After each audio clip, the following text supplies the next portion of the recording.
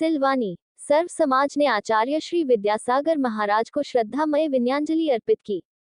CM राय school परिसर में हुआ कार्यक्रम आयोजित। सभी धर्म व समुदाय के लोग हुए शामिल।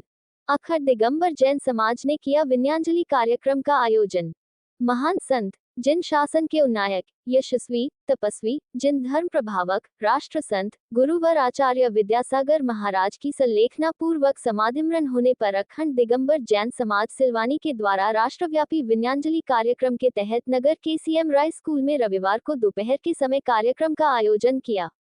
कार्यक्रम के आयोजन के पूर्व सर्वप्रथम आचार्य श्री के चित्र का अनावरण किया गया और दीप प्रज्वलित कर आचार्य श्री को विनयाञ्जलि अर्पित की, जिसमें सभी धर्म जाति के लोग उपस्थित रहे और आचार्य श्री को श्रद्धा सुमन अर्पित करते हुए उद्बोधन दिया।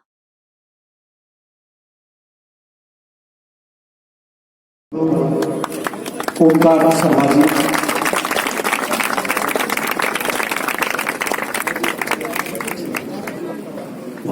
फादर जॉन आईडीएसएस आप भी सादर आमंत्रित हैं।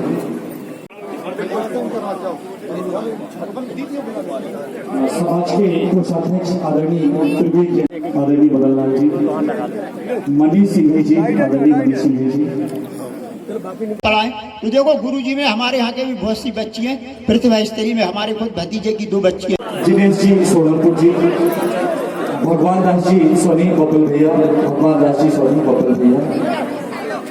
दीप प्रज्वलित रहे। जो लोग पीछे बैठे हुए थोड़ा सा स्पेस बैकअप करें। आप लोग आगे को थोड़ा सा, उसके ऊपर कोई ना कोई एक नियम हम जरूर लें कि हम उनके इस मार्ग जितने उनके प्रकल्प। एक बार जितने हम पंडाल में बैठे हैं जोरदार गुरुदेव का जयकारा लगाए। भगवान आचार्य विद्यासागर जी महाराज की, आचार्य विद्यासागर जी महाराज की। पूज्य गुरुदेव का जन्म दक्षिण भारत में जब 1946 में एक धूम केतु की तरह जन्म हुआ और अल्प आयु में भगवान गुरुवर शांति सागर जी। लेकिन इन सब से हटके समाज के लिए अमरकंटक में विकलांगों के लिए बहुत बड़ी निःशुल्क अस्पताल का निर्माण किया गया। जबलपुर में भी एक आयुर्वेद अस्पताल का। और उन अशोक पाटनी जी से 2 शब्द हुआ। उन्होंने कहा कि जी अरबों खरबों का सिलवानी नगर जैसा जो मंदिर बना है, सिर्फ एक बार इच्छा है कि गुरुवर के चरण मेरे इस पर पड़ जाओ, उद्घाटन हो जाए। मैं उनकी बात सुनकर गदगद हो गया, क्योंकि राजस्थान की आन और बान शान है अशोक पाटनी जी, और गुरुवर के चरणों की इच्छा कर रहे हैं। दूसरा, मुझे सिलवानी नगर में 4 बार आने का मौका मिला गुरुवर के लिए, और उनके एक बार मुझे भी सेवा करने का मौका मिला, क्योंकि त्रिमूर्ति मंदिर का उद्घाटन हो रहा था और भव्य गजरथ की चलना थे। तो मुझे जैन समाज के वरिष्ठ जनों ने किया कि जैन समाज के आपके परिवार की जमीन हमारे त्रिमूर्ति से लगी हुई है और उसमें मिल जाए तो गजरथ पूरे में हो जाएगा। तो हमने परिवार से चर्चा की, वो हमारे परिवार ने कहा कि इतना बड़ा सौभाग्य कभी दूसरी बार नसीब नहीं होगा। मैं 2 मिनट में और उसको हमने साफ सफाई करके आप गुरुवर के चरणों के लिए परिक्रमा के लिए समर्पित कर दी, और मुझे 2-3 बार आशीर्वाद मिला।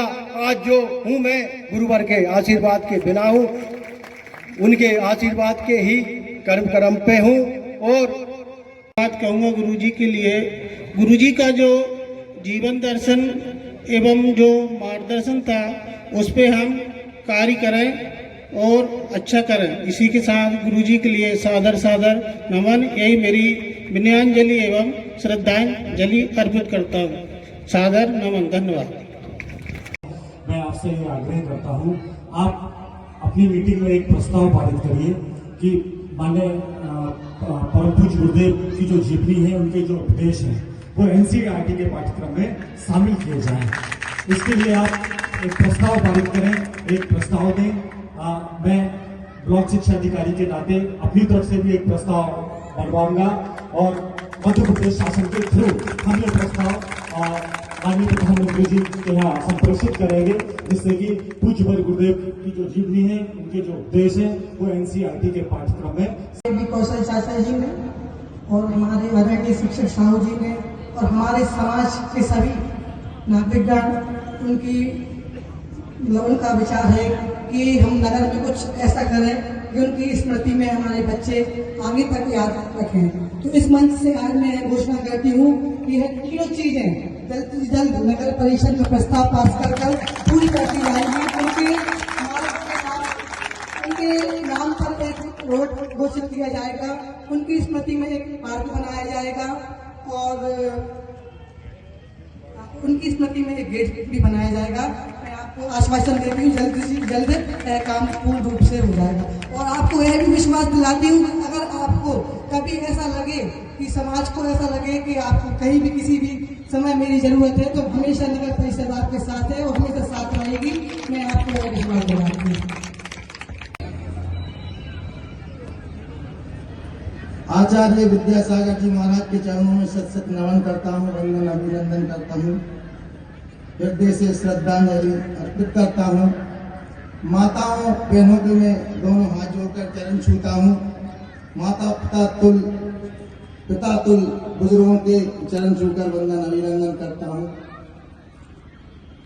और सबसे पहले मैं ये बताना चाहता हूँ कि हम सब इतने सौभाग्यशाली हैं कि अपन ने भारत देश में जन्म लिया है। ऐसा क्यों कि अभी हमारे ओंकार गुरु जी ने बताया कि जितने भी अवतार भगवान ने लिए हैं वो भारत देश में लिए हैं। ये मैंने सुना है, मैंने ज्यादा पढ़ा तो नहीं है, उसमें से 24 अवतारों में से 5वां अवतार हमारे परम श्रद्धालु आचार्य जी महाराज ने इस भारत देश में जन्म लिया है। इसलिए अपन बहुत सौभाग्यशाली हैं कि अपन भारत देश के वासी हैं। और मैं ये नहीं कह रहा किसी भी धर्म के, जैन धर्म के, सनातन धर्म के, मुस्लिम धर्म के, सबसे ज्यादा से ज्यादा संतों ने अगर जन्म लिया है, अवतार के रूप में लिया है, तो वो भारत देश में लिया है। और सिलवानी नगर में जिनने जन्म लिया है वो भी बहुत सौभाग्यशाली है। तो सबसे ज्यादा अगर विद्यासागर जी महाराज आए तो सिलवानी नगर में आए, तो हमारा सौभाग्य। मेरे परम पूज्य भगवान आचार्य विद्यासागर जी महाराज के लिए दोनों हाथ जोड़कर जोरदार जयकारा बोलिए। आचार्य भगवान विद्यासागर महाराज जी की। विद्यासागर जी महाराज एक बार प्रवचन सुनने का सौभाग्य मुझे भी प्राप्त हुआ था। दुर्भाग्य मेरे बहुत रहे, 2 बार आए, मैंने दर्शन भी नहीं किए। मैं अपने आप को बहुत ज्यादा कोसता रहा, मगर मेरे जैन बंधु सभी दोस्त हैं। मैंने उनसे कहा भैया मुझे भी कभी दर्शन करा, तो बहुत गदर होती, मैं दर्शन नहीं कर पाता। तो मेरे परम मित्र बल्लू लल्ला भी ले गए थे शायद मुझे, एक बार मंदिर में ही ले गए, उन्हें दर्शन कराया, मैंने चरण पकड़ उनके वंदन किया। तो सबसे पहले प्रवचनों में उन्होंने एक ही बात बताई कि मात पिता गुरु की वाणी बिनहि बचार रहे सुख जाने। मात पिता और गुरु की वाणी बिनहि विचार रहे सुख जाने। जिसने माता और पिता का सम्मान किया है वो ही व्यक्ति गुरु का सम्मान कर सकता है।